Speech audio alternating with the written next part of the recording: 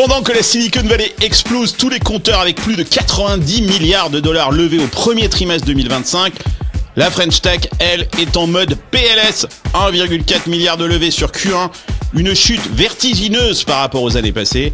Alors simple coup de mou ou début de la fin pour cette Startup Nation rêvée par Macron, le moment de vérité est peut-être arrivé. Dans cet épisode, on va faire le bilan sans filtre de ces 10 années d'euphorie avec mes invités. Est-ce qu'on a construit un écosystème solide ou juste une vitrine subventionnée ? On va aussi parler de cette nouvelle obsession française, les startups à impact. Et surtout, on va se poser la question qui fâche. Pendant que Trump relance l'Amérique à coups de milliards sur l'IA, le nucléaire et le spatial, pendant que les GAFAM défient ouvertement l'Europe, quelle stratégie pour une France souveraine ? Mais on n'est pas là pour enterrer la French Tech. Restez jusqu'à la fin de cet épisode parce que nos invités vont partager leurs solutions pour que la France reste dans le game.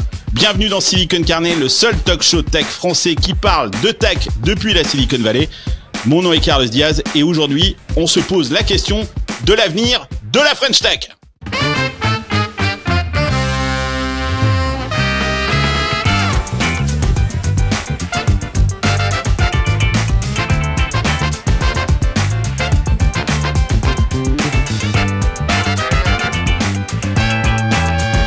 J'ai rien compris.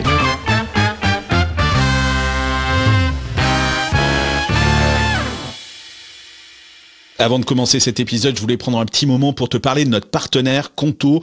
On les adore chez Silicon Carnet. C'est vrai que quand tu montes ton entreprise, t'as pas envie de te prendre la tête avec l'administration française. Je suis passé par là et Conto s'occupe de tout pour toi, que ce soit l'accompagnement juridique, le dépôt de capital, ton compte pro. T'as même un outil de facturation intégré et ça fait ta pré-comptabilité. Tout ça est géré 100% en ligne. En ce moment, la création d'entreprise est offerte. Tu paies juste les frais légaux obligatoires. C'est super simple, c'est rapide, c'est efficace. Je t'invite vraiment à passer par eux si tu t'apprêtes à créer une micro-entreprise, une SaaS ou une SARL. D'ailleurs, une entreprise sur 5 choisit Conto. Ça s'appelle conto.com et ça s'écrit QONTO.com. Hola hola amigos, bienvenue dans Silicon Carnet, votre talk show tech picante en direct de San Francisco. Cette semaine, à mes côtés, j'ai voulu inviter la nouvelle garde de la tech française en France et aux US. Mon premier invité, c'est Antoine Mersch. C'est le seul mec que je connaisse qui a été à la fois mannequin, sales, entrepreneur et maintenant il est VC et il a survécu aux 4.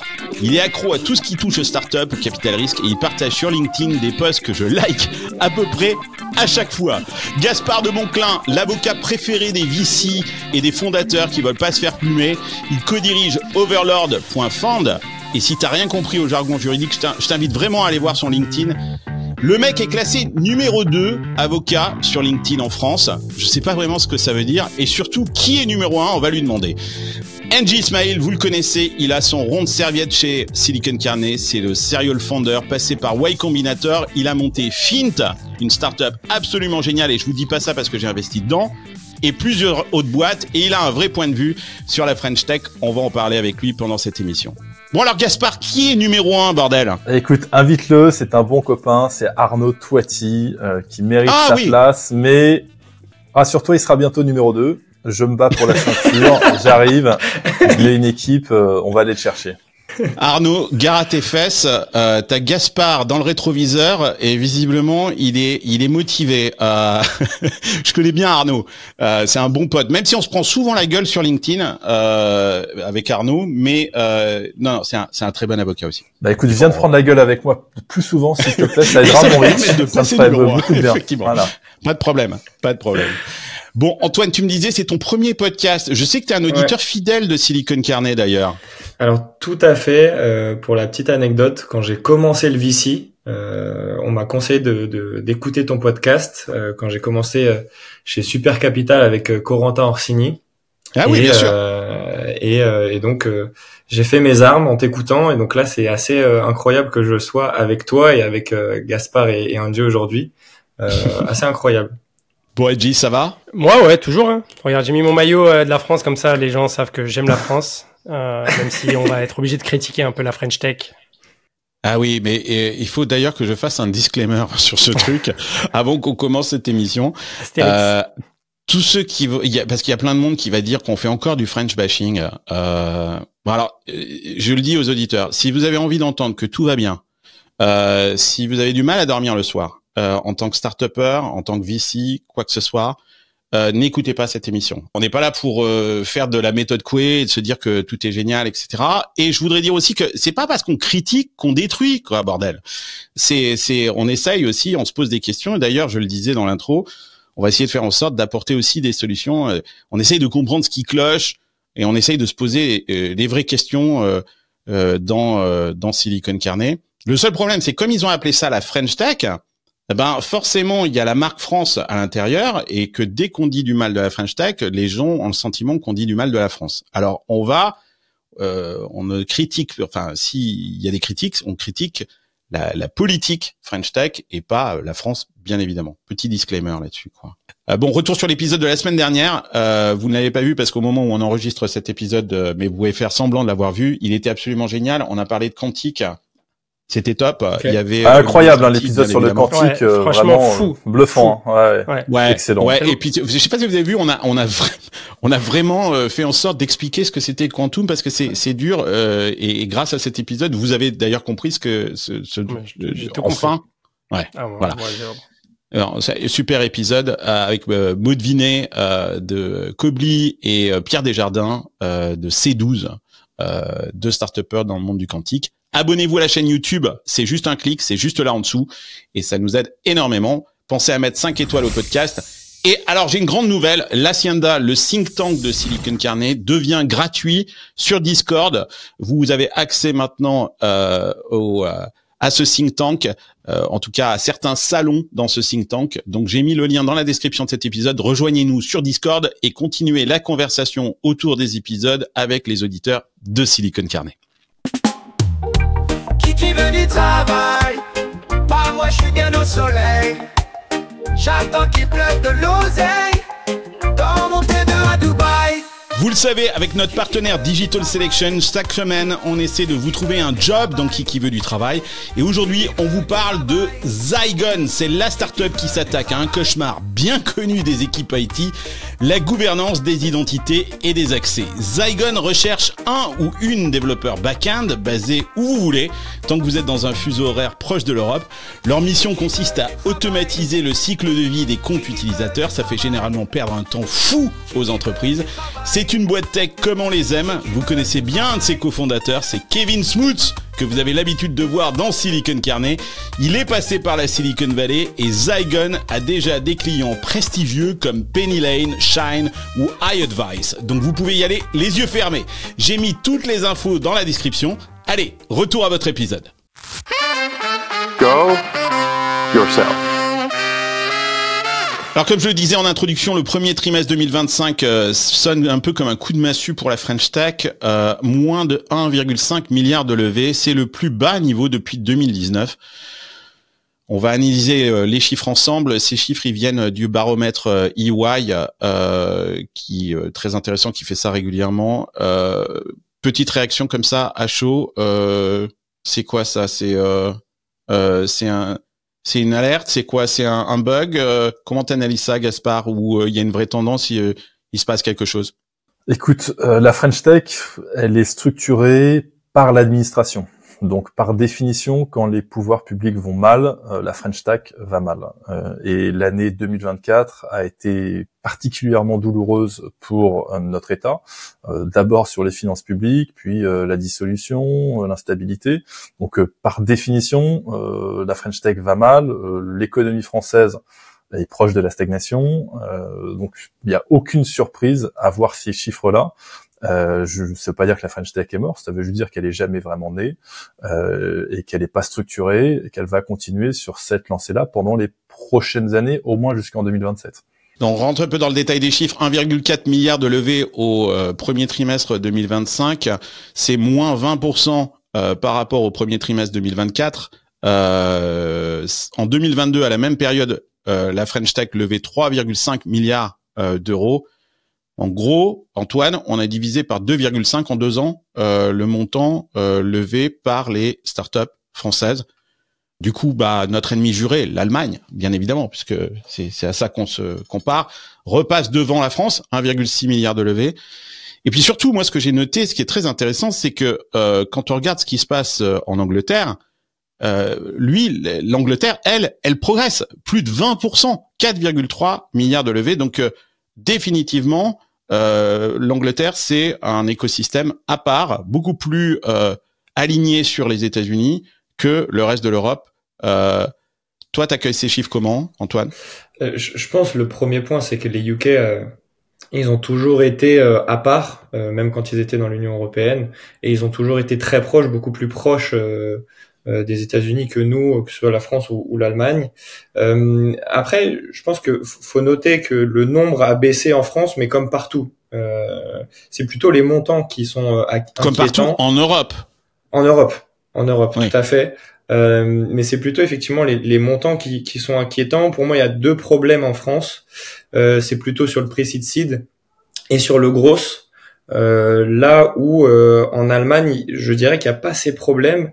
Mais je pense que ça vient du tissu économique français où on a des très belles grosses boîtes avec le CAC 40, beaucoup de très petites boîtes TPE PME, mais il n'y a pas de middle en fait. Et là où en Allemagne, c'est beaucoup plus c'est mieux réparti, je dirais, et au UK pareil, et donc forcément c'est plus simple aussi de financer étape par étape chacune des entreprises. Je pense que c'est ça aussi le problème qui fait cette différence avec l'Allemagne et les UK. Gaspard, t'es d'accord avec ça? Un problème de mid-market finalement? Même plus fondamentalement, je pense que le problème singulier en France, c'est l'absence de fonds de pension, en fait. C'est qu'il n'y a pas assez d'argent à investir. Aussi, les fonds de VC lèvent pas beaucoup d'argent. L'épargne des Français, elle reste bloquée sur des comptes bancaires qui produisent aucun intérêt. Et donc, il y a une épargne financière qui n'est pas là. Tu sais, je lisais une statistique. Combien il y a 50 000 milliards investis par les particuliers sur la bourse aux États-Unis. C'est te dire l'appétence américaine pour l'investissement en général, donc l'investissement pour les VC. Et la France, c'est exactement les chiffres inverses. C'est-à-dire qu'en Europe, tu as 42 000 milliards sur des comptes qui produisent zéro. Du livret A, des fonds monétaires, des obligations, des trucs monétaires. Donc il y a une absence d'investisseurs en fait. Donc si t'as pas d'investisseurs, bah t'as pas de levée, et t'as pas d'écosystème tout simplement. NG, est-ce que tu le sens toi aussi aux États-Unis? Tout le monde quelque part regarde la bourse parce que sa retraite en dépend. C'est l'université de ses gamins. On commence à investir très tôt, même quand on pas besoin d'être riche pour commencer à investir, c'est ça? Ouais, tout à fait. Ouais. Bah ici tout est par capitalisation. Enfin, une grande partie des retraites, des fonds qui vont te permettre de payer le college, l'université à tes enfants, c'est de la capitalisation. Et donc, en effet, tu as beaucoup plus déjà juste de business angels qui vont se manifester très tôt dans la vie des startups, ce qu'en France est encore très difficile à trouver. Et en plus, bien entendu, en France, on a trouvé des idées toujours plus saugrenues les unes que les autres pour rajouter de la difficulté dans l'investissement dans les startups. Et donc déjà, ouais, il y a un problème de culture en France versus aux US. Et comme tu disais à l'instant, un problème de montant. Parce que forcément, s'il n'y a pas 50 milliards à poser, bon, bien sûr, le marché US est beaucoup plus gros. Mais donc, ta volume plus culture fait que c'est très dry, comme on dit, ou très pauvre en France. Tu vas pas avoir une masse suffisante d'investissement qui va se faire. Et ici, par contre, l'argent, il est partout, quoi. Il circule, il est beaucoup plus liquide, ouais, c'est ça? Exactement. Ouais. Ouais. Cette question de culture dont parle NG, on a un système de retraite où il y a de l'argent, c'est un système par répartition et pas par capitalisation. Est-ce que, bon, légalement, c'est pas possible. On peut pas faire ce truc de capitalisation. Il faudrait que ce soit une loi qui soit votée pour le permettre. C'est pire que ça, c'est un piège en fait. C'est-à-dire que maintenant, même avec la meilleure volonté politique du monde, tu pourrais très difficilement changer le système parce que tu as des gens qui aujourd'hui attendent leur retraite. C'est 600 milliards par an. Donc si tu dis à ceux qui ne cotisent pas, bah non, vous arrêtez de cotiser. Et que tu reçois plus ces 600 milliards de cotisations, ça fonctionne pas, tu vois. Donc tu dois, sauf à arrêter de payer les retraites de tout le monde du jour au lendemain, et sachant que les retraités sont ceux qui votent le plus en France, même un politique ultra-libéral qui arriverait en France serait pas en capacité de dénouer le problème. jusqu'à une rupture radicale, comme on a vu en Grèce, tu vois, où là tu dis bon bah désolé. Ou en Argentine. Ouais, et plus personne. Et encore l'Argentine, c'était autre chose. Je pense que le cas de la Grèce est plus caractéristique parce que les marchés financiers arrêtent de prêter. Et le jour où ils arrêtent de prêter, bah t'arrêtes de dépenser n'importe comment. Et tu dis à tout le monde, bah désolé, il y a juste plus d'argent, donc on arrête de payer des retraites aussi importantes. Non mais en France, tu as de meilleures conditions de vie quand tu es à la retraite que quand tu travailles, tu vois. Et tu meurs plus riche que quand tu es arrivé à la retraite. C'est délirant, quoi. Quel est l'intérêt de ce système-là où l'argent, comme on le dit, ne circule pas du tout, tu vois. Donc non, il y a un problème vraiment structurel et ça va demander beaucoup d'efforts et beaucoup de sang et de larmes pour arriver à changer le système. Qu'est-ce qu'il faudrait pour qu'on en arrive à ça? C'est toucher le fond de la piscine, c'est que vraiment on soit dans une crise majeure qu'il y ait un ultra-libéral qui soit au pouvoir? Ouais, ça va être ça. Et le pari des politiques, c'est de dire qu'on peut y arriver avec les petits pas. C'est-à-dire qu'on peut petit à petit faire des petites réformes ici, des petites réformes là. Tu vois, en ce moment, on parle de réduire un abattement sur les retraites. Aujourd'hui, il y a des frais professionnels qui sont payés, qui sont déduits en abattement sur les retraites. On est en train de dire qu'on va les abandonner. Bon, c'est un peu bizarre l'idée de frais professionnels quand on est à la retraite, mais donc tu vois, on va rogner petit à petit sur le système en disant non, mais c'était un système qui fonctionnait. On espère que le papy boom va s'estomper aussi, qu'on aura un rééquilibrage démographique, mais bon, la natalité n'est pas suffisante pour pouvoir équilibrer la démographie.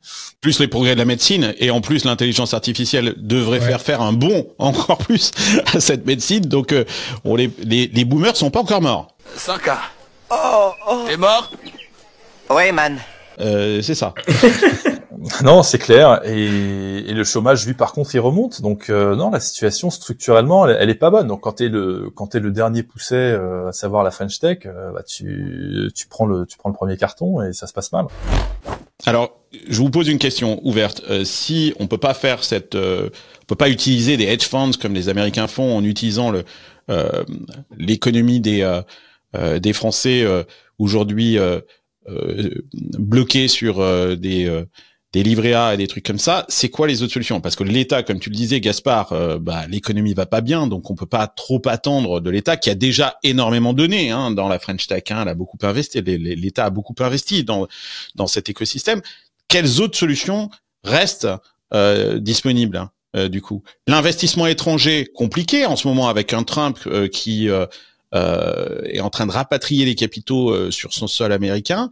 Ça aussi c'est compliqué. Antoine, tu vois d'autres solutions? Déjà, moi j'ai vu hier que l'Arabie Saoudite allait investir 150 milliards dans l'IA et en Europe incluse. Donc je pense que c'est aussi des partenaires avec qui on va devoir travailler parce qu'effectivement quand on voit Trump qui est très protectionniste, faut aller chercher des solutions là où elles sont. Mais on se pince un petit peu le nez quand on parle de Trump. Par contre, là, je vois personne se pincer le nez quand on parle du Qatar et de l'Arabie Saoudite. Ça, c'est étrange, ça. Je pense qu'on se le pince quand même. C'est pas des modèles de démocratie, quoi. On est en train de parler d'État, on essaye de nous faire croire que les États-Unis sont devenus un État autoritaire. C'est peut-être que la démocratie est malade. On peut peut-être dire ça des États-Unis. Mais on a quand même pas encore sombré dans un État autoritaire. En revanche, l'Arabie Saoudite et le Qatar, c'est très clair. Ça pas photo là. Je sais pas. Je le rappelle au cas où il y ait des gens qui l'aient oublié, quoi. Ouais, mais ça fait 15 ans qu'ils achètent des joueurs au PSG, donc du coup c'est, tu vois, ça passe. Ah, d'accord. C'est quoi cette question, honnêtement? Honnêtement, pour comprendre foot. Ok, c'est grâce au football. Mais non, mais c'est du soft power, t'as raison. Bien sûr, c'est ce qu'ils ont fait avec le PSG. Ça passe par l'image, ça passe d'abord par l'image. Mais sur les petits pas, pour rebondir sur ce que Gaspard disait, une des solutions, c'est la French Tech. Enfin, pour recentrer le débat sur le sujet de l'émission, c'est que la French Tech, quand elle est lancée, c'est quoi, 2013, 2014, je sais plus exactement. 2012-2013, ouais, je dirais. Ouais, je sais pas. Par là. C'est avant tout la volonté, c'est de combler des manquements à l'écosystème de start-up, à l'écosystème entrepreneurial en France. Parce que, tu vois, il y a 15 ans, monter une boîte, une start-up, c'était assez mal vu, finalement. Tu dis, t'as échoué, t'as fait une école de commerce, t'as fait une école d'ingé, tu vas dans une boîte du CAC ou tu vas dans un cabinet de conseil, tu montes pas une boîte. Donc, je pense, tu vois, là, il y a déjà eu un grand pas de fait sur l'envie, l'envie d'avoir envie, comme dirait Johnny. Bah ouais, c'est ça. On va pas faire la voix, mais l'acceptation de l'entrepreneuriat, tu vois. Et après, ce qui manque, en effet, c'est l'accompagnement autour de ça. Ça va être tout l'écosystème qui va permettre aux startups de fleurir. Et puis la prise de risque et tout ça. Mais non, mais ce qui manque, NJ, attends, ce qui manque, il est très simple, c'est qu'il manque des sorties. C'est tout. C'est-à-dire qu'il faut qu'on fasse des exits pour que l'argent revienne avec un multiple et qu'on puisse le réinvestir dans des nouveaux projets. Parce que quand tu parles, il manque l'écosystème. Moi, j'ai pas l'impression quand je vais en France, j'ai plutôt l'impression d'un paradis pour les startups. Il y a plein de trucs, il y a plein d'initiatives, il y a Station F, il y a. Enfin oui, Station F très bien. Il y a des fonds qui font des choses très bien, etc. Mais en vrai, ce qui manque, c'est la liaison. Tu vois, pareil, Antoine parlait. Qui manquait le middle, tu vois, cet écosystème. Le marché intermédiaire pour vendre localement. Mais... Exactement. Ouais. Pour déjà le CAC, tu vois, c'est que des boîtes qui ont 30 ans. Enfin, c'est quoi la boîte la plus récente, qui est dans le CAC, je saurais même pas dire. Donc t'as cette difficulté de monter d'une start-up à une boîte intermédiaire à une boîte plus grande. Et ça met des décennies malheureusement à changer tout ce tissu-là. Donc la French Tech, elle a fait son boulot, je pense, dans la culture de l'entrepreneuriat, dans le financement. On va parler de la sur-subvention ou la injection de capitaux dans les startups. Mais il y a tellement de choses à changer. Et la French Tech, à elle seule, ne peut pas faire tous ces changements. Je serais pas aussi radical que toi, NJ, sur déjà les subventions. Je suis plutôt partisan de... alors effectivement, il y a peut-être trop de subventions, mais je suis plutôt partisan de ces subventions-là vont amener à beaucoup d'entrepreneuriat, donc beaucoup de faillites. Mais beaucoup de faillites, c'est aussi des entrepreneurs qui se forment, c'est aussi des succès entrepreneuriaux qui vont permettre d'avoir des business angels qui eux vont investir, vont conseiller. Même ceux qui ont échoué vont pouvoir accompagner des entrepreneurs, etc. Et je pense que c'est aussi comme ça qu'un écosystème grandit, évolue et que le niveau augmente. Ça, c'est le premier point.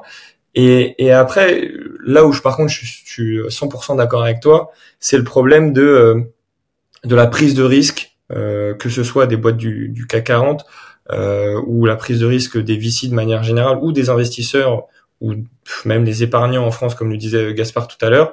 Ça fait rêver personne. La tech française, tu parles, moi je viens de Limoges, je parle avec mes potes à Limoges, personne me dit si je pouvais investir dans la tech française, j'adorerais. Non, ils réfléchissent plutôt à acheter une maison à l'île de Ré. C'est ça qui les fait plutôt rêver, quoi. C'est ça le in fine où ils se disent que là vraiment ils vont pouvoir capitaliser. Ouais, ça on est d'accord sur la culture, mais juste Antoine, pour revenir sur ton point sur les subventions, évidemment, tout le monde dira oui à recevoir une subvention. Est-ce qu'on peut envoyer de l'argent? Très bien, prenez-les. Mais il faut évidemment penser au revers de la médaille. Elle vient d'où cette subvention? C'est pas l'État qui a créé une boîte et qui a fait du chiffre d'affaires. C'est l'État qui a imposé ses contribuables. Donc les subventions seront toujours payées par plus d'impôts.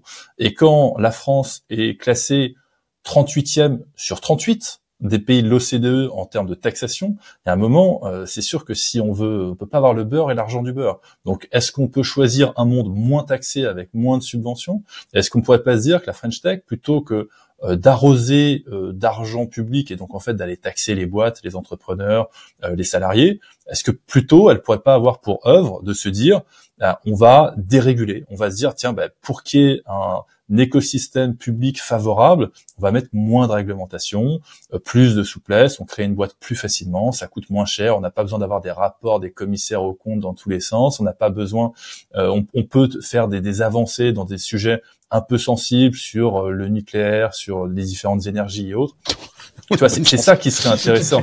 Mais tu vois, c'est ça qui me plairait, moi, de la part de la French Tech, plutôt que d'envoyer des subventions en disant, je vous subventionne parce que, pardon d'être un peu long, mais l'autre contrepartie, c'est qu'est-ce que j'achète avec cette subvention? La subvention, elle est jamais gratuite, tu vois. On achète aussi, certains comportements, certains value signaling, etc. Donc moi, les subventions, je m'en passerais très bien, et je pense que l'écosystème, il serait très vivant sans ces subventions.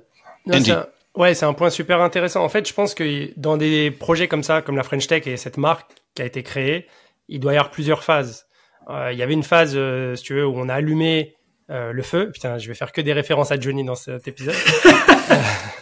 Ça va. De toute façon, c'est une émission de boomer, donc ils se reconnaîtront. Si tu peux faire un petit truc sur Maxime Le Forestier, par exemple, je suis certain que l'audience adorera, quoi, en fait. Ok. Et c'est ceux qui écoutent en podcast, du coup. Je passe une dédicace à tous ceux qui sont en podcast. Arrête, je reçois des messages où les mecs me disent, depuis que j'ai dit qu'en podcast, les gens étaient plus âgés que sur YouTube. Il y a un mec qui vient de rentrer dans la Siena, il me dit, bon, voilà, je vous écoute en podcast, donc je fais partie des vieux, je suis désolé. Donc fais gaffe. Donc, à ceux qui nous écoutent en podcast, spécial dédicace, Johnny Hallyday. Ok. Voilà, exactement. Ouais, donc il y avait cette première phase où on a allumé la flamme de l'entrepreneuriat. Et je pense que là, les subventions marchent, tu vois, genre le pass French Tech, je crois que c'est 50 000 €, ça va assez vite, etc. Mais il y a un moment où maintenant tout le monde veut créer une boîte. Et ça, c'est un problème. Il faut dire aux gens que c'est pas facile. Et surtout, quand tu veux créer une boîte, il faut avoir une ambition mondiale, une ambition d'aller se frotter aux États-Unis, à la Chine éventuellement, etc.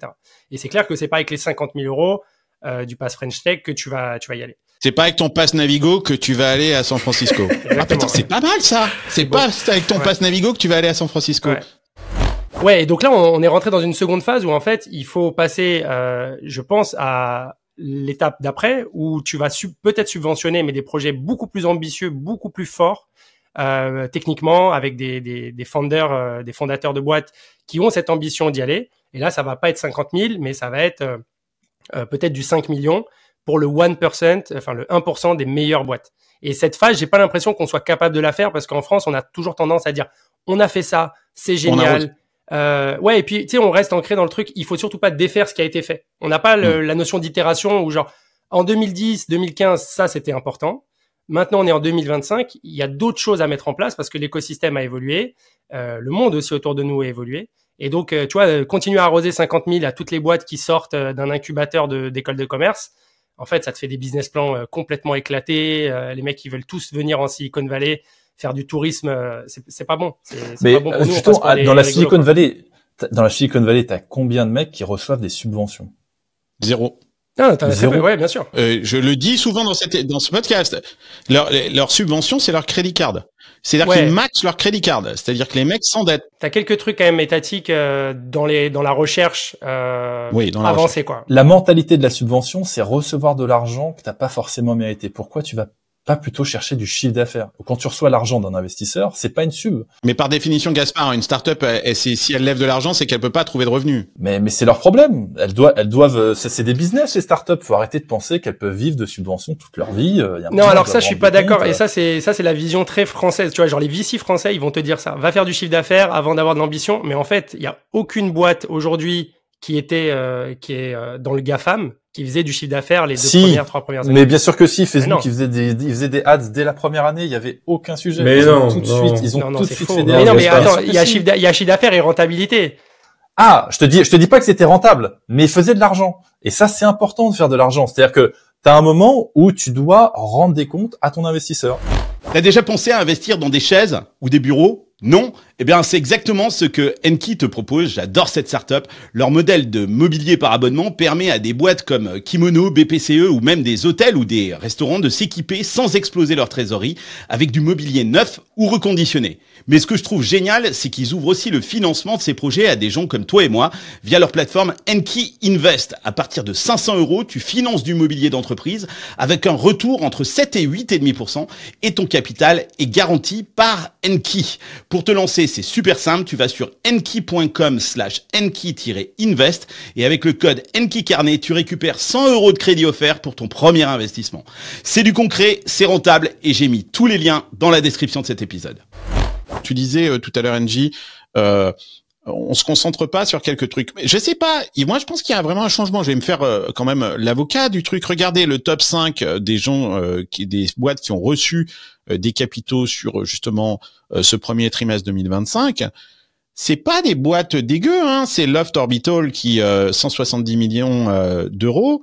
Loft Orbital, c'est du satellite on demand, c'est du spatial.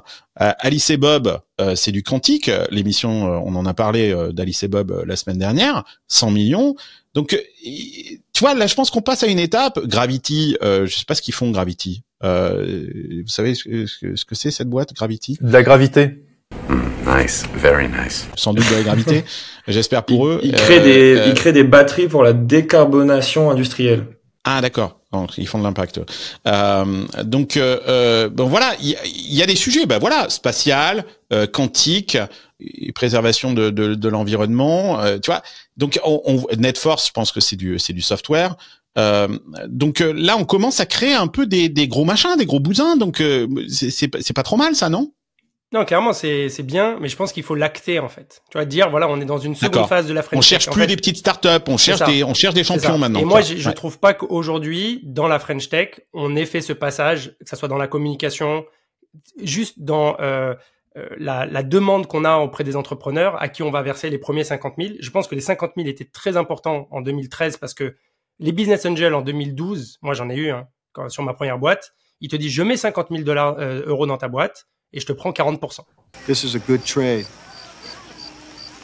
C'était vraiment ça. Genre, franchement, il y a 15 ans, la culture du business angel en France... Mais c'est plus ça maintenant, ils font plus ça. Exactement, ça a complètement changé. Je pense un peu grâce à la French Tech, un peu parce que voilà, il y a un nombre de startups et il commence à y avoir aussi des mafias, tu vois, d'investisseurs qui ont fait des exits de belles boîtes qui maintenant investissent. Et donc, on doit passer à la phase d'après. Mais je pense que c'est le cas. Le marché des startups en France commence à avoir des scale-up ou des boîtes qui ont ce potentiel. Par contre, la French Tech, je ne pense pas qu'elle ait encore fait cette transformation d'identité et de demande, en fait. De dire, voilà, ça manque de communication. Mais quand on regarde, quand je montrais ces boîtes et quand on regarde les secteurs dans lesquels aujourd'hui ces investissements sont faits, il y a clairement un parti pris. Ça a changé. Le premier secteur, c'est l'intelligence artificielle et tout ce qui est deep tech. C'est 33% des montants levés, même si ça reste concentré sur 2-3 boîtes. Bon, voilà, quoi. On n'en a pas non plus 12 000.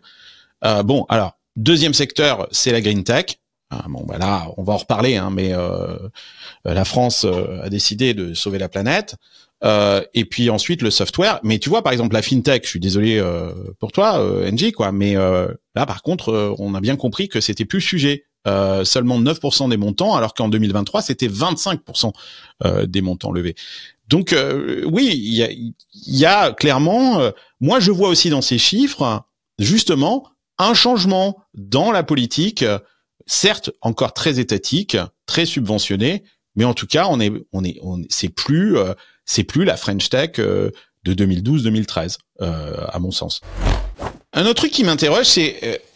Est-ce que la French Tech elle reste attractive est-ce que pour les investisseurs étrangers parce que là je sais plus, c'est l'un d'entre vous qui postait ça, c'est les investisseurs les plus actifs en Europe dans le domaine de la tech au premier trimestre 2025.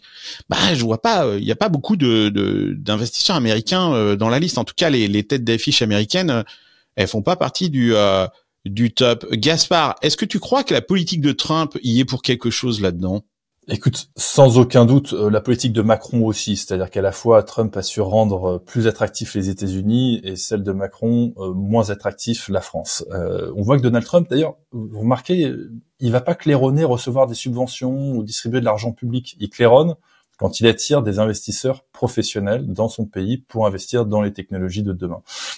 Et bien sûr, les droits de douane pour sanctuariser le marché américain et limiter autant que possible les productions à l'étranger. Alors que de l'autre côté, Macron avait suscité un immense espoir au moment de son élection. Vraiment, je le crois. Je crois qu'il était très attendu par les marchés. Il a été reçu très favorablement. Et il a profondément déçu. Il a déçu parce qu'il n'a pas su déréguler l'économie, il n'a pas su libérer les énergies, comme il l'appelait lui à son époque. Il n'a pas su contrôler le déficit fiscal, il n'a pas su contrôler la hausse des impôts, il n'a même pas su contrôler le gouvernement.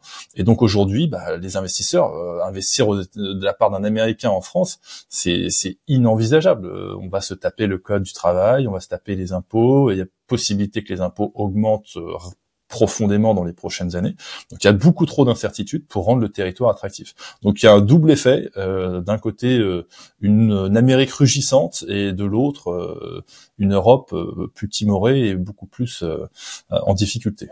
Et on a vu Macron qui lance un appel à tout le monde en disant n'allez pas investir aux États-Unis parce que et s'il le dit c'est que ça se passe quoi. Et je pense qu'il a dû avoir un choc quand il a vu Rodolphe Saadé dans le bureau de le bureau ovale à côté de Trump prêter allégeance et expliquer qu'il allait investir massivement aux États-Unis.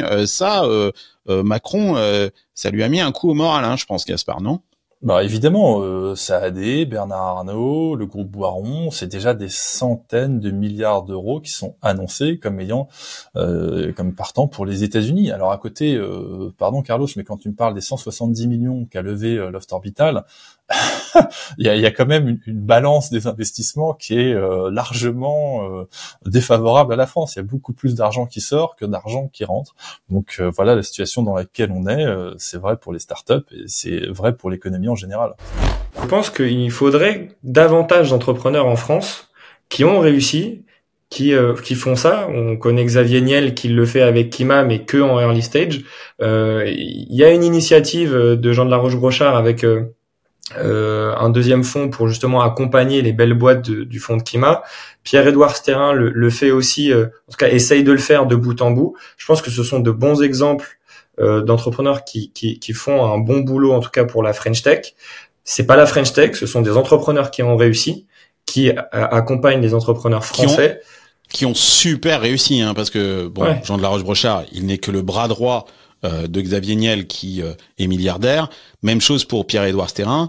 Mais Pierre-Édouard Sterrin est ultra décrié. C'est-à-dire que les gens considèrent que l'argent de Pierre-Édouard Sterrin a une odeur, Gaspard. C'est clairement, il est catalogué comme un entrepreneur d'extrême droite qui finance des projets à couleur politique. Alors le premier motif de rejet de Pierre-Édouard Sterrin, c'est qu'il est milliardaire. Et après, on trouve des excuses pour lui reprocher non, mais on l'a pas sur Xavier Niel. Non, moi j'adore les milliardaires, mais lui je l'aime pas. Attends, Xavier Niel, tout le monde dit que c'est de l'argent de la prostitution, qu'il est allé en prison, etc., etc. Enfin, tu vois, on trouve Bernard Arnault.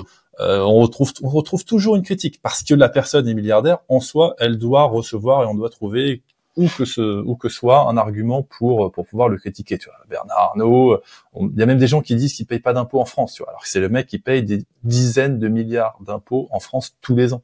Mais c'est juste délirant. C'est qu'il y a une culture française qui jalouse la réussite, qui la méprise, qui la moque et qui la critique en tout bout de champ. Donc Pierre-Édouard Sterrin est un exemple, je crois, l'un des plus fulgurants de cette génération, parce qu'il est encore très jeune, il a à peine 50 ans, et il a effectivement une fortune de plusieurs milliards, il réinvestit énormément, il donne énormément, et bien sûr on lui reproche des pensées politiques ou religieuses qui ne conviendraient pas aux uns et aux autres. Donc mais qui sont réelles, qui sont les siennes, et il s'en déferme pas, il s'explique, il le dit. Oui, mais on les caricature souvent quand même.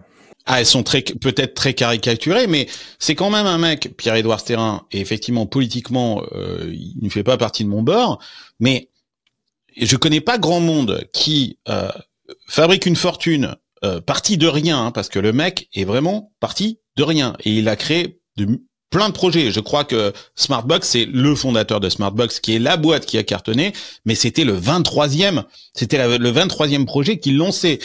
C'était pas le premier. C'est pas un coup de bol. C'est le mec qui il a essayé, réessayé, échoué, recommencé, puis finalement, il crée Smartbox, qui est un carton monumental, et il crée une fortune de 1 milliard de dollars, et il va garder de ces 1 milliard de dollars, je crois, de mémoire, que c'est 10 millions pour lui, perso, et qu'il va mettre 990 millions dans un véhicule, une holding, une fondation, je sais pas ce que c'est, tu nous en diras peut-être un peu plus, Gaspard, pour financer des projets, alors très décriés, évidemment, mais qui est capable de faire ça? Parce que c'est quand même assez... c'est assez connu, et il n'a pas réussi dans la French Tech. Comme tu dis, il a lancé Smartbox, et les 20 projets qu'il avait avant, c'était des business rentables, pas forcément très technologiques, etc. Et il a réussi de manière fulgurante. À 29 ans, il rend son studio à Paris pour aller retourner vivre chez ses parents. À 29 ans, tu vois. Il en a 50 aujourd'hui. Il est à la tête d'une fortune d'1,6 milliard. Il a des prévisions pour que cette fortune soit à 5 milliards dans 5 ans, à 25 dans 10 ans. Et t'as raison, il n'a laissé à ses enfants que 10 millions d'euros, de quoi vivre avec 300 000 euros par an. Donc c'est quand même relativement confortable, mais quand on est sous des milliardaires, c'est pas non plus incroyable. Ça dépend où tu vis. Il réinvestit. Ouais, ça dépend où tu vis. C'est vrai, à San Francisco, c'est vraiment pas terrible, quoi. C'est un café avec c'est ce qu'on appelle chez Carlos une soirée bien arrosée, $300 000. Tu fais pas des étincelles avec tes bites, quoi. Tu vois, c'est les morphologies, quoi. Et il redistribue tout. Il redistribue soit dans des œuvres philanthropiques, soit dans des boîtes. Il a plein de boîtes qui sont pas tech. Il investit beaucoup dans la tech, mais il a aussi des parcs d'attractions, des musées, des choses comme ça, des trucs qui rapportent de l'argent. C'est quoi les parcs d'attractions? Non, il a plutôt des trucs, des trucs pour enfants, tu vois, des trucs qui marchent bien, où les enfants, les familles vont s'amuser, tout ça. Mais parce qu'en fait, tu fais beaucoup d'argent en France quand tu n'es pas les yeux rivés sur la French Tech aussi, hein. C'est terrible à dire, mais l'écosystème French Tech, je comprends pas un entrepreneur qui lance une boîte avec comme client des startups. Pourquoi tu lances une boîte qui s'adresse à des boîtes qui n'ont pas d'argent? Tu vois, c'est pourquoi tu vas sur le plus petit écosystème qui existe, ça n'a pas de sens. Ça serait bien que que les cabinets d'avocats, les cabinets de comptables arrêtent de nous demander de l'argent du coup parce qu'on n'a pas d'argent en tant que startup. C'est les premières dépenses, c'est mais parce que nous on gagne de l'argent à la fin, tu vois. Ouais, voilà, mais on aimerait bien se passer de vous. Donc j'espère que l'IA va vous remplacer rapidement comme ça, tu vois. Et moi aussi j'œuvre grandement dans ce sens. Grosses économies. Moi je pense qu'il y a un truc qui est important, tu vois, avec tes graphes, il y a Y Combinator qui apparaît là dans la liste. Il faut savoir que Y Combinator demande aux startups françaises de flipper leur boîte, c'est-à-dire de retourner la structure. Donc toutes les boîtes qui passent par YC qui deviennent des unicorns, il y en a quelques-unes, ne sont pas des boîtes françaises. Datadog est pas passé par YC, mais c'est des Français qui ont fait une IPO de dingue. C'est pas une boîte française. DataIQ, qui est peut-être un candidat pour aussi rentrer en bourse, Hugging Face, etc. Toutes ces boîtes-là, et récemment dans YC, tu as des boîtes comme Algolia, Front et autres. Screen, racheté par Datadog ensuite. Exactement, voilà. Donc, pourquoi YC demande ça? Parce que les exits françaises sont très difficiles. La prise de participation dans une boîte française est très difficile. La visibilité sur la gouvernance d'une boîte française, parce que tu te mets des commissaires aux comptes, parce que tu as tout un tas de reporting, etc., sont très difficiles. Non, mais pour eux, c'est l'Afrique. Hein. Je pense que c'est plus facile. Aujourd'hui, ils vont investir plus facilement dans une boîte au Nigeria qu'avec l'écosystème nigérien qui est en croissance de ouf qu'en France. Et ça, c'est pas la French Tech qui peut le résoudre, parce que c'est des problèmes qu'on a depuis 50 ans. N'importe quel gouvernement, tu mets, tu démets.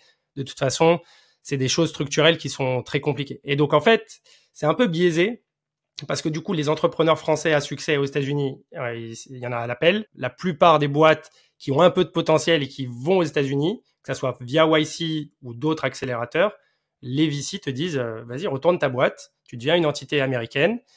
En plus, tu peux continuer à avoir certains bénéfices de BPI, de crédit pour recherche, etc. Donc ça, c'est assez malheureux parce que en fait, la valeur s'échappe. Autre sujet, en France, il y a toujours une bonne idée qui finit par devenir une obsession. Et la dernière en date, c'est le VC à impact. Aujourd'hui, si tu lances une boîte, faut pas juste être rentable, il faut aussi sauver la planète, réinsérer les pandas et reverser 50% des plus-values à des associations. Bon, ça paraît génial sur le papier, mais est-ce qu'on n'est pas en train de... Est-ce que c'est pas une nouvelle distraction pour pas affronter le vrai sujet qui est celui de la compétitivité? C'est-à-dire qu'en gros, on s'est trouvé une nouvelle règle, une nouvelle norme en disant ouais, non mais bon, écoutez, nos startups sont pas ultra compétitives, on a du mal à les développer, mais au moins elles font le bien. Sans être méchant, moi j'ai quand même vu beaucoup d'entreprises, beaucoup d'entrepreneurs. Je leur ai dit en fait ce que vous faites c'est une association. Enfin, c'est pas possible. On peut pas financer ça. Et pourtant, ils avaient vraiment de belles valeurs et de belles convictions. Donc, je pense qu'il faut aussi scinder ce qui peut être finançable et ce qui a de belles valeurs et qui peut être une association avec un vrai intérêt. C'est-à-dire qu'on a transformé des trucs associatifs ou qui devraient être des fondations en start-up. Ça, c'est qu'on les a déguisés en start-up parce que c'est la seule façon aussi de trouver de l'argent, finalement. C'est ce que tu es en train de dire. C'est parce que aujourd'hui, il y en a pas d'autres. Il faut devenir une start-up pour lever de l'argent. C'est le cas de Yuka, par exemple. Yuka, oui, c'est peut-être que ça ne devrait pas être une start-up mais que finalement, pour financer ce projet qui est absolument génial, il a fallu qu'elle passe par la case start-up et la case levée de fonds. Et Yuka, effectivement, je pense que c'est un bon exemple où Yuka, je pense que c'est le produit est incroyable, le message est incroyable et ça peut très bien être une association et je pense que Yuka en plus, alors je connais pas vraiment l'histoire de l'entreprise, mais a beaucoup galéré et avait besoin d'argent pour faire face à un certain nombre de lobbies. Donc je pense que par exemple ce type d'initiative n'aurait pas eu besoin d'être une start-up et a dû passer par la Startup Nation entre guillemets pour aller chercher des subventions. Et puis ça a été compliqué, je pense, de faire de l'argent. Je pense que c'est encore compliqué pour ce type de plateforme de faire de l'argent. En France, l'entrepreneuriat c'est mal. Faire de l'argent c'est sale. Donc effectivement, on doit le faire pour une bonne raison. On doit washer cet argent sale qu'on a gagné dans l'entrepreneuriat avec un impact sociétal, environnemental, positif pour le monde. Donc fondamentalement, il y a vraiment cette idée-là derrière. C'est-à-dire que en soi, créer un business, c'est pas une bonne chose, même si on crée de l'emploi, même si on va créer des technologies, même si on va défendre la souveraineté de son pays. Donc on a besoin de trouver des excuses pour ripolliner un petit peu son activité, et certains d'ailleurs sont fondamentalement convaincus, et c'est très noble. Et t'as raison, il y a le problème fondamental de l'argent public, toujours. C'est-à-dire que qui veut cet impact avant tout, c'est les financeurs publics, les plus grosses LP l'Europe aussi, d'Europe, le fonds FEI. Exactement, le fonds FEI, la BPI, etc. Si tu affiches des critères d'impact, tu es certain de recevoir beaucoup plus d'argent. Et qui contraint à ça, c'est pareil, c'est l'État qui met des critères d'investissement pour les quelques fonds qui existent. Ils ont des obligations en assurance vie, il faut placer une partie dans l'impact, etc., etc. Donc c'est des contraintes évidemment réglementaires, qui n'ont pas forcément de rationalité économique derrière, parce qu'après on essaie toujours de dire non mais c'est écologique, c'est-à-dire qu'il y a une logique économique aussi à être écologique, mais c'est pas le marché qui en décide, c'est-à-dire que c'est le bon cœur, le bon sentiment qui doit décider de ce qui est économiquement viable et pas le marché. Sauf que il y a un renversement assez radical en ce moment. On voit bien que le monde se détourne de ces enjeux-là. Alors peut-être pour le pire, mais en tout cas, le marché a tranché. BlackRock s'est retiré de tous les sujets impact qu'il avait pourtant mis en avant il y a quelques années. Les États-Unis vont plus du tout investir dedans. Ils considèrent que dans leur compétition avec la Chine, ils ne doivent pas s'embarrasser de ces principes-là. Au contraire, ils doivent aller vers la productivité, vers la créativité, vers l'innovation, et que ces freins-là qu'on se met, et qu'encore une fois, qu'on se met nous-mêmes volontairement, vont pas nous permettre de nous développer et d'avoir l'écosystème qu'on aimerait avoir. En 2024, 21% des fonds levés en France se revendiquaient à impact. C'était 12% en 2022. Donc, on voit qu'il y a un véritable phénomène. Je prenais quelques chiffres et c'est les chiffres de EY, encore une fois, dans son rapport Europe Impact 2024.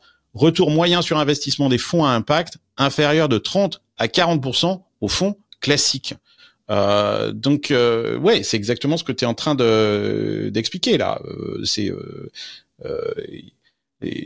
pas gagné quoi. C'est-à-dire que si on se dit que c'est difficile aujourd'hui, ça risque d'être encore plus difficile demain. Alors les gens diront ouais, mais c'est pas parce que c'est difficile qu'il faut pas essayer de le faire. Qu'est-ce que tu penses de tout ça, NJ, toi? Moi, je l'avais déjà dit, hein, je pense que c'est des conneries pour la plupart des choses qu'on impose aux startups. Enfin, c'est sûr que l'opinion publique qui influence les politiques, qui ensuite crée des fonds de fonds qui vont justement donner des subventions à certains pans de l'activité, en fait, ça aide pas du tout les startups, puisque les startups, pour le coup, je rejoins Gaspard, doivent trouver un marché. Et c'est vrai que l'impact en soi est un... Il n'y a pas de marché sur l'impact? Tu crois que, je sais pas moi, si on fait des batteries ou des trucs... Alors, c'est là, voilà, c'est ça que j'allais dire. Sur la deep tech, il y a un marché. Je pense que en France, notamment, tu as beaucoup de startups à impact qui sont à la périphérie du marché, du vrai marché impact, qui est justement à inventer des nouveaux moteurs, à aller miner des... J'en sais rien, moi, des comètes, aller sous l'eau, chercher des nouvelles sources d'énergie, développer des nouvelles molécules, etc. Ça, c'est des choses qui nécessitent beaucoup d'argent, beaucoup de R&D, qu'on n'a pas en France. Donc, du coup, tu vas avoir des startups à impact, qui vont se mettre à la périphérie, c'est-à-dire contrôle de l'émission de CO2, tu vois, bien-être, etc. C'est très bien, mais en fait, c'est pas ça qui va changer le monde, malheureusement. Et donc, tu vas capter un marché qui est pas l'invention du nouveau moteur à réaction, mais qui est la traçabilité des anciens moteurs qui sont pas bons pour la planète. Et en fait, ça rejoint le problème de financement, c'est que comme ces startups n'ont pas accès à des VC qui sont prêts à mettre des vrais tickets, parce qu'encore une fois, même les VC à impact, quand on voit la taille des premiers chèques et puis la galère que c'est pour aller lever des fonds en France, tu vois, ils vont te ramener à chaque fois leurs 7 partenaires seniors qui ont tout vu, qui ont tout fait, et puis en fait, ils vont mettre 3 semaines à faire un chèque de 50 000 euros. Et ben en fait, Il se marre, Antoine. Hein. Ouais. Mais parce qu'il sait que j'ai raison, c'est pour ça. Et donc en fait, tu vas décourager des boîtes qui sont sur le temps long, qui doivent mettre 5-7 ans à créer vraiment la disruption du marché. Donc ouais, moi je pense que c'est encore un bâton qu'on se met dans nos roues, malheureusement, et je vois pas ça aux États-Unis, quoi. C'est clairement pas une priorité. Après clairement pour le climat, etc., c'est assez dommage parce qu'il y a des choses à faire et c'est un vrai problème à régler, mais je pense qu'on prend le problème par le mauvais sens. Moi, ce qui me fait très très peur, c'est que pour les startups françaises, au bout d'un moment, il faut aller chercher des capitaux à l'étranger pour se développer, et des capitaux à l'étranger, ils sont beaucoup aux États-Unis, et que avec cette couleur-là, impact, et avec l'administration Trump aujourd'hui et l'alignement des VC derrière cette politique de Trump, parce qu'ils n'ont pas le choix que de s'aligner, parce que les Américains, quand quelqu'un a gagné, il n'y a pas de contestation et tout le monde s'aligne derrière lui comme un seul homme. Gaspard, ça va être compliqué d'aller chercher les relais de financement ailleurs qu'en France et en Europe. Et je suis pas certain qu'on ait effectivement les capitaux pour pousser ces boîtes-là à fond, quoi. Non, c'est sûr.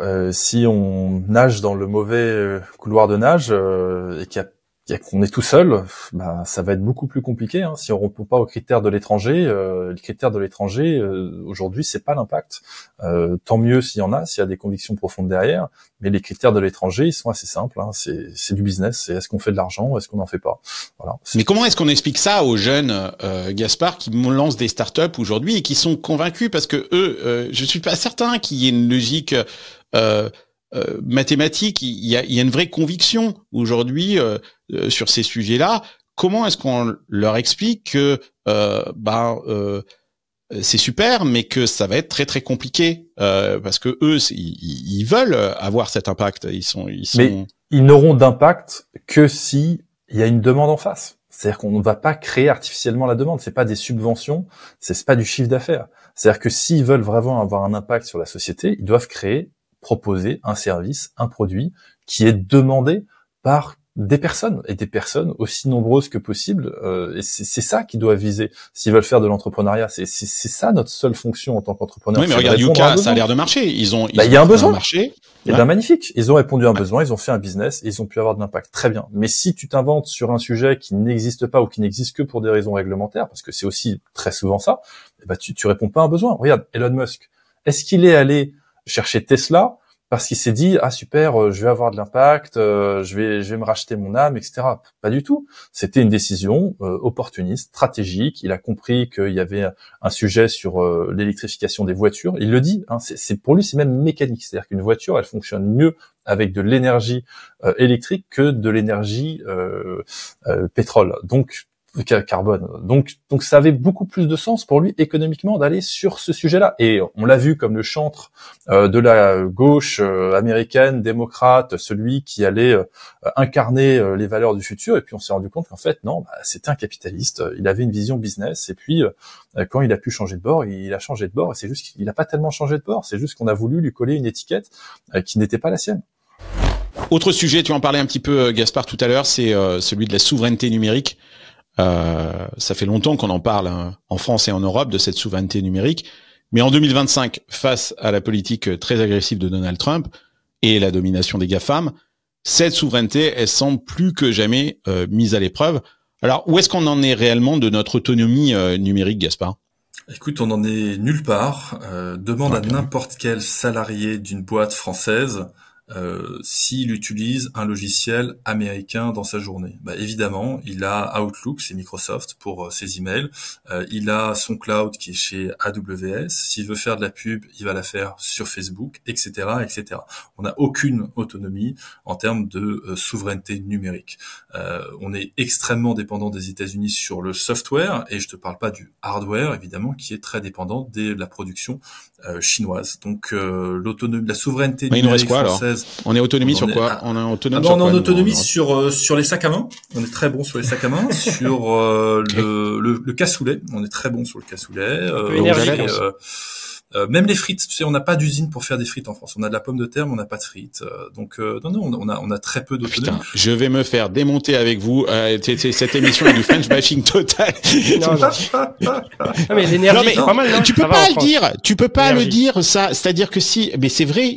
Gaspard, il a raison quand il dit ça. C'est une putain de réalité. Mais si tu le dis, on va te dire non mais attends, t'es un anti-patriote. Je vais me faire défoncer. Hein. Mais au contraire, Carlos, parce que imagine.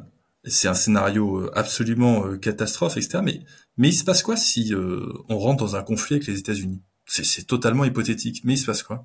T'as combien d'entreprises qui tiennent un mois sans les outils américains? Enfin, c'est inconcevable.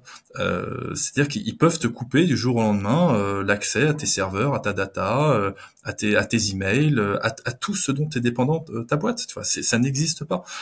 Si t'es une boîte qui veut faire du B2C et que tu veux faire de la pub, tu veux toucher des consommateurs, etc., t'es obligé de passer par Instagram, t'es obligé de passer par Facebook, etc., etc. C'est une dépendance qui c'est pas du French bashing, c'est simplement être réaliste et se réveiller et se dire mais les gars, allez, on se rehausse les manches, on arrête d'attendre le système social qui va venir nous sauver et on prend notre destin en main et on rebâtit tout ça parce qu'il y a beaucoup de retard, on s'est endormi sur nos lauriers, on n'est plus la grande Europe de Napoléon, on est devenu un pays marginal, on s'est tiers-mondisé très clairement pendant toutes ces années et aujourd'hui le résultat c'est qu'on continue à décliner avec une dette qui est abyssale, un gouvernement qui est instable et une situation qui n'est favorable pour personne, des impôts qui vont continuer à augmenter et une population qui va pas en être beaucoup plus heureuse, des services publics qui sont de moins bonne qualité, etc. Pardon de m'emporter un petit peu. J'entends des discours, NJ, où certains,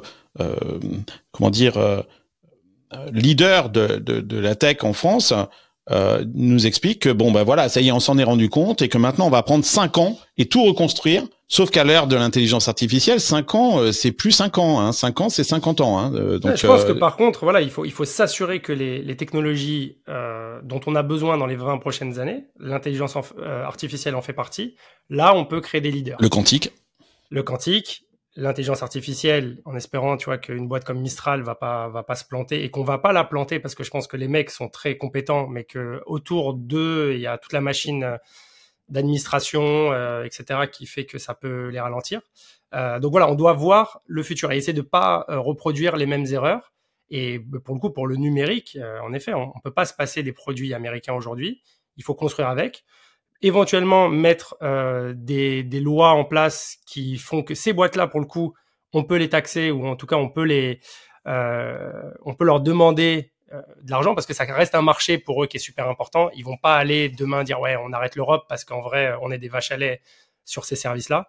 C'est tu vois les autres marchés en développement que ça soit LATAM, Afrique et Asie.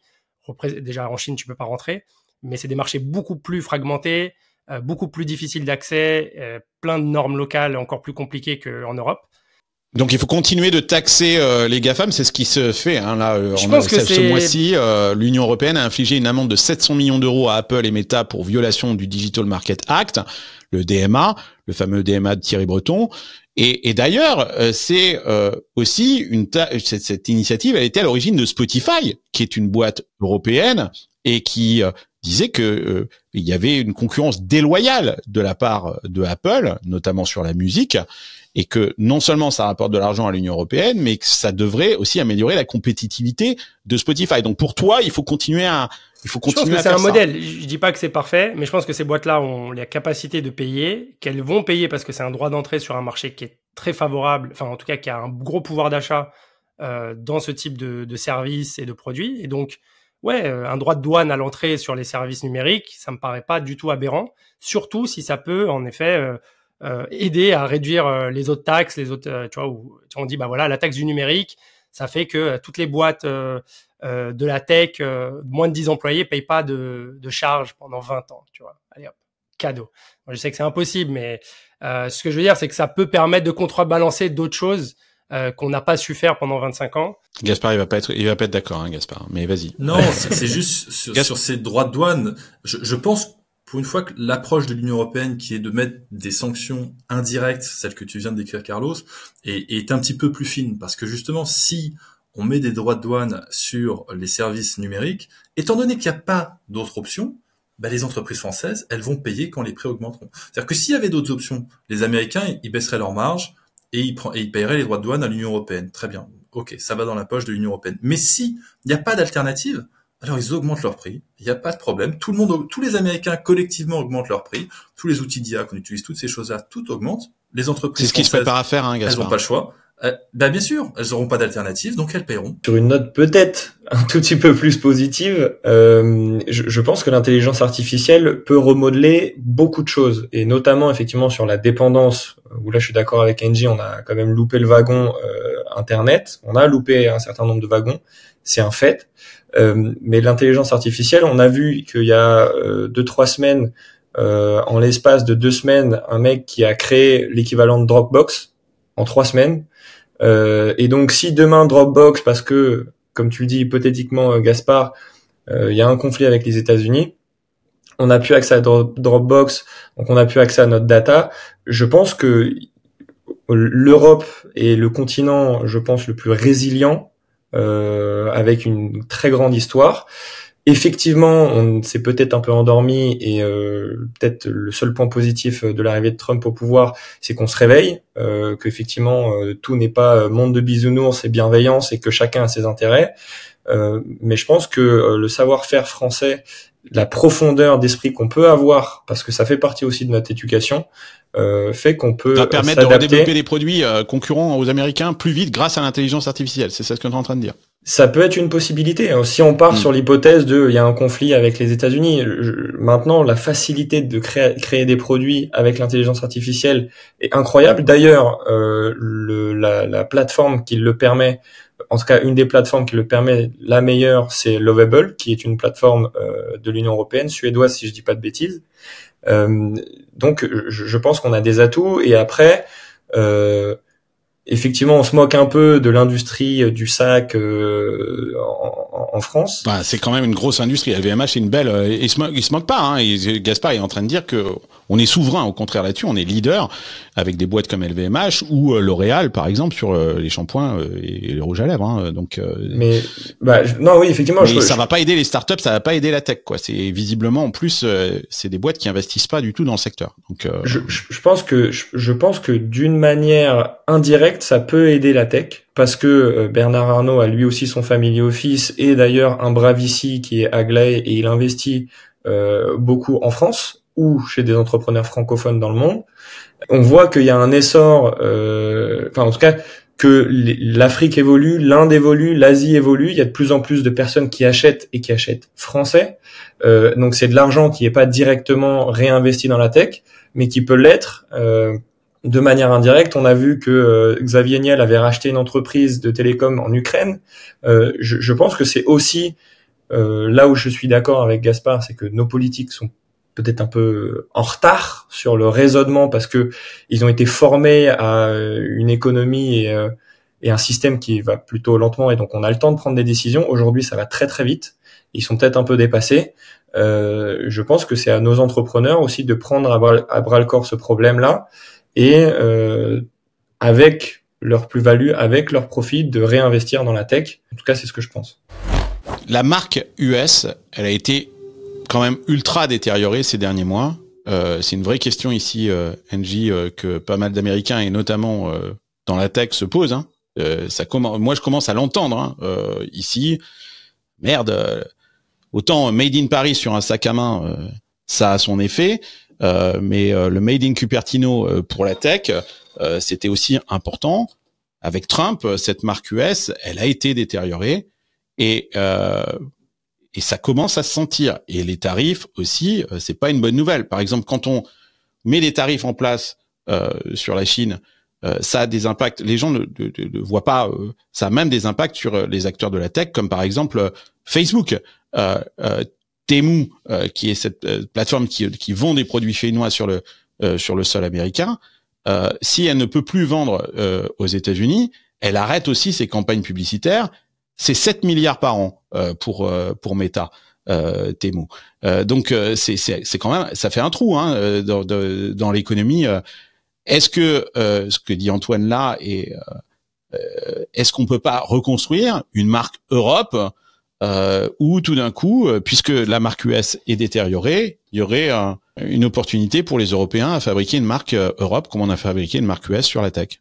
Non, je crois que c'est vrai. D'ailleurs, Trump a les plus bas rate d'approval, enfin comment on dit ça, le sentiment. Les sondages d'opinion, ils sont très défavorables pour Trump. Ouais, je crois au jour 100, c'est le plus bas de 70 ans. Alors moi, je peux donner mon avis. Maintenant, je suis américain, j'ai juré. Moi aussi. Voilà. Ça y est, t'as juré, t'as fait? T'as fait allégeance, t'as vu? J'ai amené mon petit drapeau, il est là. Vous votez en Californie? J'ai le passeport. Moi, je vote en Floride, donc pas trop de poids, mais. Moi, je vote en Californie, ça c'est. Ouais. Mais du coup, c'est vrai que il commence à y avoir des mouvements. Il y a le projet Project Europe, je crois, qui a été lancé par Harry Stebbings de 20VC et tout un tas de bons VC nouvelle génération, avec beaucoup d'entrepreneurs, vraiment des 10 dernières années, quoi, des entrepreneurs à succès de toute l'Europe. Il y a les gars de Lovable, Spotify, il y a Hugging Face, il y a tout un tas de gens derrière. Et je trouve que ça, c'est pas mal. C'est une bonne initiative, notamment parce qu'en fait, aux États-Unis, tu parles des tarifs, c'est une chose, mais la politique migratoire, elle est en train de faire flipper beaucoup de boîtes. Tu as déjà des cas de gens qui soient des chercheurs ou des ingénieurs qui sont avec des visas O1, H1B ou même des green cards, qui commencent à avoir des problèmes à la douane, qui sont pas sûrs de pouvoir être là demain et tout ça. Et donc ça peut être clairement une opportunité. Maintenant, ça ne résout pas les problèmes dont on a parlé avant. Est-ce qu'on arrive à construire en Europe la future de la tech?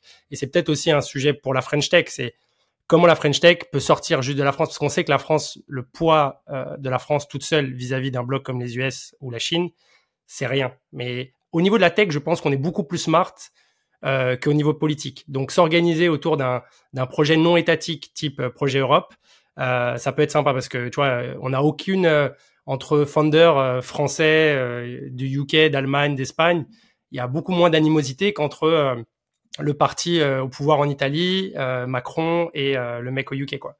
Donc je pense que c'est peut-être une opportunité pour nous, en tout cas pour vous, parce que moi je suis américain, excusez-moi.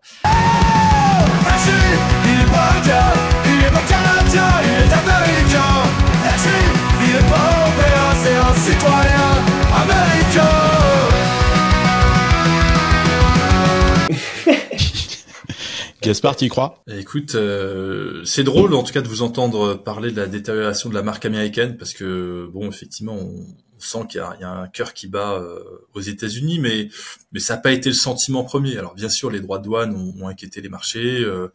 Ça a mis beaucoup d'incertitudes sur ce gouvernement qu'on annonçait être le plus pro-business de l'histoire des États-Unis.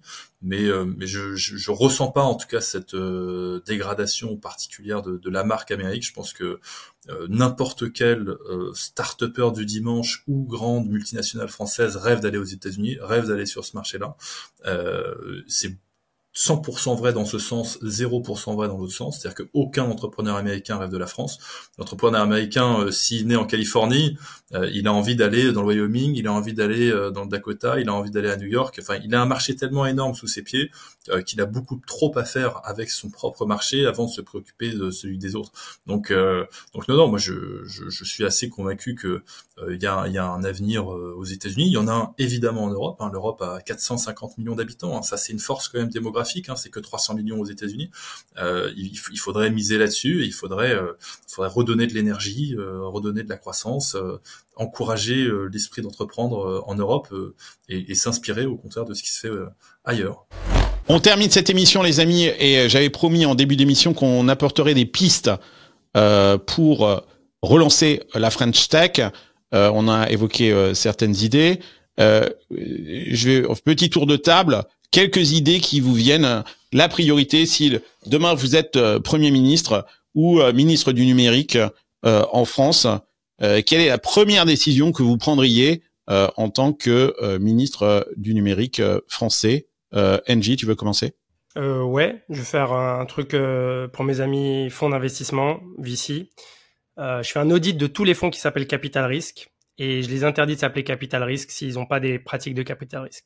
C'est-à-dire qu'ils ont des pratiques de Capital Growth dérisquées et en gros, je donne un espèce de label VC en fait. Parce que je trouve qu'il y a beaucoup trop de gens qui... VC qui veut dire Venture Capital, donc qui prennent des paris sur les boîtes très tôt.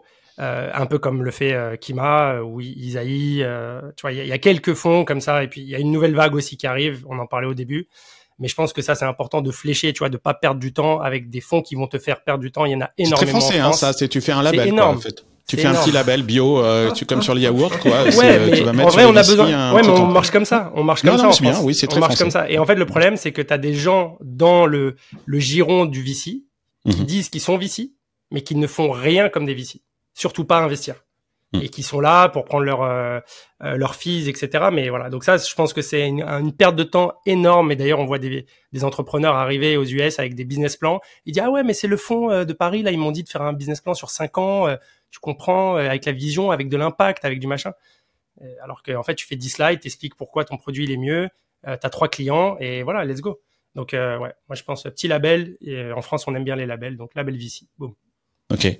Est-ce qu'on peut scanner le code barre du VC comme sur Yuka pour regarder? Ça serait pas mal. Et sur la blockchain, tu vois tous les investissements et le temps qu'ils ont mis entre le premier meeting et le dernier meeting. C'est ça, en fait. Ah, ouais, ça c'est une bonne KPI. C'est une bonne KPI. Ouais. Antoine, une proposition. Bah déjà, on l'a tous les trois dit, c'est faciliter l'investissement, essayer de faciliter. Voilà, tacler un peu l'administratif en France, permettre à de plus en plus de family office d'investir, permettre d'avoir de plus en plus de business angels, réveiller un peu les épargnants pour qu'ils se saisissent un peu de ce que c'est d'investir et faire beaucoup d'éducation aussi financière. Il y a du crowdfunding, il y a des plateformes, il y a des trucs comme ça.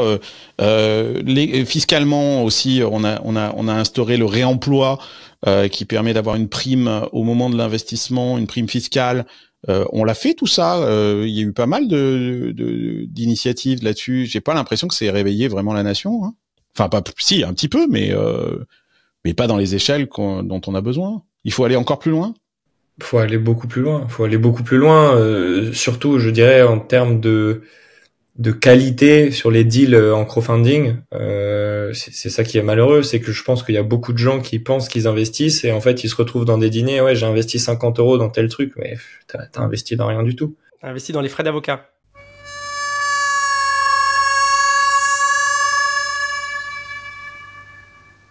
Ouais, t'as investi dans les frais d'avocat, exactement. Enfin, c'est ça. Non, c'est créer vraiment un écosystème où on va éduquer financièrement les Français à investir, à comprendre quels sont les enjeux économiques, quels sont les enjeux d'investissement, mais pas forcément dans les startups, mais aussi dans le private equity, c'est-à-dire dans les TPE, PME qui nourrissent beaucoup plus notre système, parce que les startups, comme le disait Gaspard, effectivement, notre économie, comme le disait Gaspard, les startups, c'est qu'une infime partie de ce que représente l'entrepreneuriat.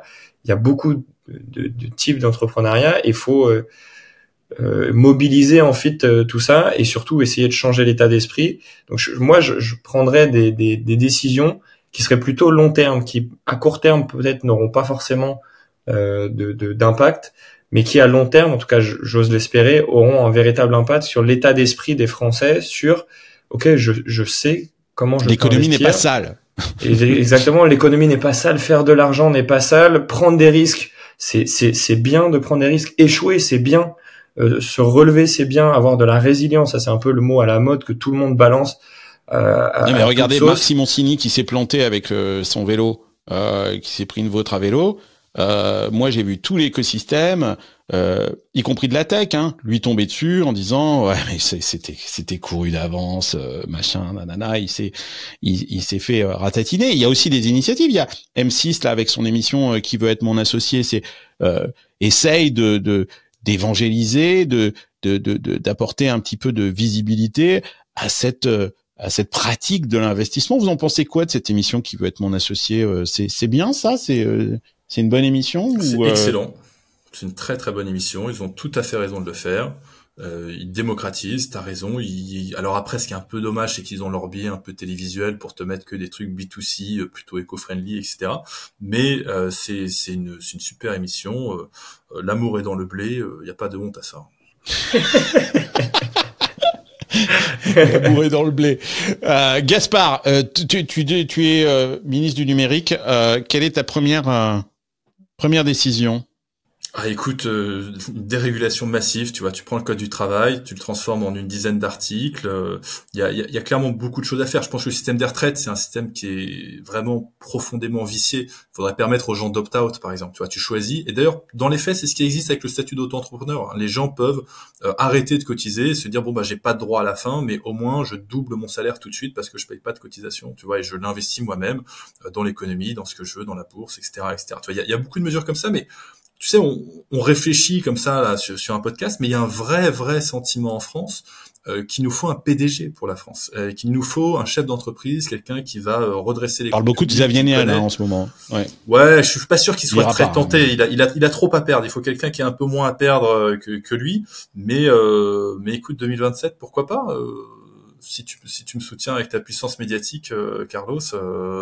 On va peut-être préparer quelque chose. Je vais faire revenir, avec grand plaisir. Moi, j'adorais. Mais maintenant, l'épisode Trump et Musk nous aide pas non plus. Je pense que ça a vacciné certaines personnes, et notamment en France, qui déjà avaient une image déplorable. Et je sais pas si vous avez entendu le propos de Jacques Attali sur les entrepreneurs.